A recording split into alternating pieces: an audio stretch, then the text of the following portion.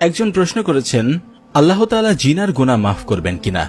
আল্লাহ রাব্বুল আলামিন এই কাজটিকে অত্যন্ত ঘৃণা করেন। এটি অত্যন্ত ঘৃণিত একটি কাজ। যখন কোনো মানুষ জিনায় লিপ্ত হয় তখন তার ঈমান ঝুলন্ত অবস্থায় থাকে, নাউজুবিল্লাহ। যে ব্যক্তি জিনা করে দুনিয়াতেই কিছু আযাব আল্লাহ তাআলা তাকে দিয়ে থাকেন। দুনিয়াতেই জিনাকারীর জন্য যে আযাবগুলো আল্লাহ তাআলা দিয়ে থাকেন সেগুলো হচ্ছে সমাজের কাছে অত্যন্ত ঘৃণিত হবে, অর্থাৎ লোকজন তাকে ঘৃণার চোখে দেখবে। তার জীবনে এমন একটা সময় আসবে যখন তাকে পেটের দায়ে ভিক্ষা করতে হবে, মানুষের দুয়ারে দুয়ারে তাকে হাত পাততে হবে। আল্লাহ রাব্বুল আলামিন এই শাস্তিগুলো তাকে দুনিয়ায় দিয়ে থাকবেন।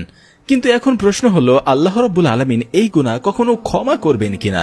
এর উত্তর হচ্ছে হ্যাঁ, কেননা আল্লাহ রাব্বুল আলামিন গাফুরুর রহিম। কিন্তু আল্লাহ তাআলার ক্ষমা লাভ করতে হলে তাকে ডাকার মতো ডাকতে হবে। আল্লাহ তাআলাকে ডাকার কিছু পদ্ধতিও রয়েছে, যেভাবে ডাকলে আল্লাহ রাব্বুল আলামিন আমাদের ডাকে সাড়া দিবেন এবং সেই সাথে আমাদের সকল চাওয়া পাওয়া এবং জীবনের গুনাহগুলো আল্লাহ তাআলা মাফ করে দিবেন। রাসূল সাল্লাল্লাহু আলাইহি ওয়াসাল্লাম এমন অনেক পদ্ধতি আমাদেরকে শিক্ষা দিয়েছেন। চলুন জেনে নেই কিভাবে আমরা জিনার শাস্তি থেকে ক্ষমা পেতে পারি। প্রিয় দর্শক, তওবা করার ক্ষেত্রে যদি 4টি শর্ত আমরা ফিল আপ করতে পারি তাহলে আল্লাহ রাব্বুল আলামিন আমাদের সবাইকে কবুল ও মঞ্জুর করে নেবেন। যদি আপনি চোখের পানি ছেড়ে আল্লাহ তাআলার কাছে তওবা করেন তাহলে আল্লাহ রাব্বুল আলামিন আপনাকে ক্ষমা করবেন। 4টি শর্তগুলো হচ্ছে: 1. আপনি ইখলাস মনে তাওবাতুন নাসুহা করে আল্লাহর কাছে ক্ষমা প্রার্থনা করবেন। 2.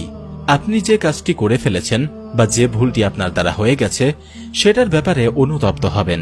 এর জন্য বেশি বেশি কান্না করে আল্লাহ তাআলার কাছে ক্ষমা প্রার্থনা করবেন। চোখের পানি ছেড়ে দিয়ে আল্লাহ তাআলার কাছে বলবেন, যে কাজটি আমি করেছি হে আল্লাহ, তার জন্য আমি অনুতপ্ত। আমি ভবিষ্যতে এরকম ভুল আর কখনোই করব না। তখন হয়তো আল্লাহ রাব্বুল আলামিন আপনার দোয়া কবুল করে নিতে পারেন।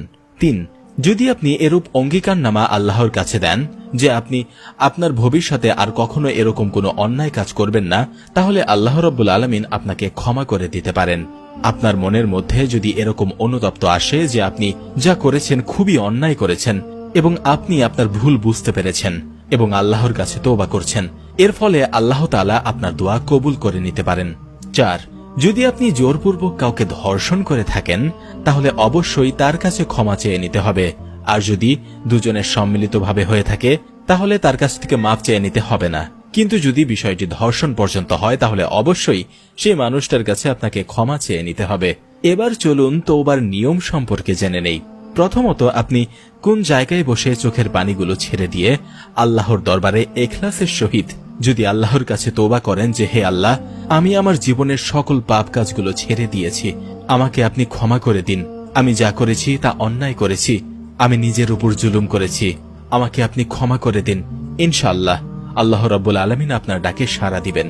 তারপর আপনি মনে মনে অথবা শব্দ করে পড়বেন আস্তাগফিরুল্লাহ।